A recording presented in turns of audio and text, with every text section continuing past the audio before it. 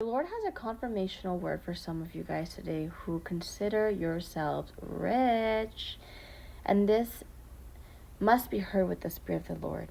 Okay, He's going to bring you to this scripture, and please take this back to Him so that He can minister to you what this means and see in hindsight what He's talking to you specifically about. Jeremiah chapter 17, verse 11.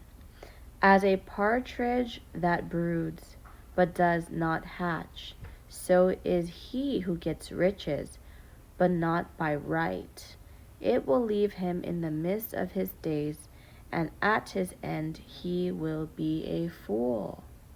So a partridge is a bird in Carmel, or in the Bible, that does like a morning echo call from cliff to cliff.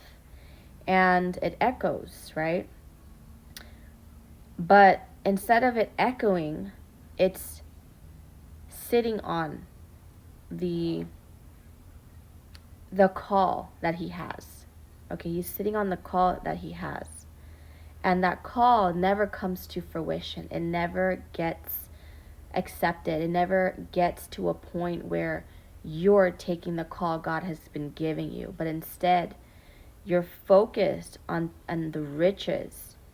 That isn't right. You're focused on having generational wealth for your family versus taking the call that God has you assigned for.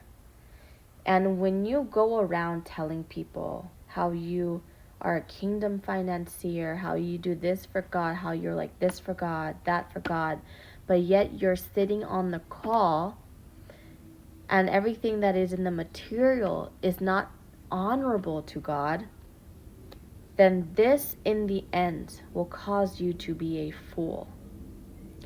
The Lord doesn't want you to be a fool. He wants you to take the call, because the closer that you get to Him and hear Him, the better your life will be. In actuality, the kingdom inheritance is what you will live in everlasting life when you are obedient. When you know the Lord and you're disobedient before Christ, that's what gets you into Hades. Like the rich man and the beggar, the story of Lazarus with the source. Don't be that person that is disobedient to God. Be obedient to His call so that you truly receive everlasting, eternal kingdom inheritance. Not what these people around you are going to clap to you about, or you're going to be excited for jealousy.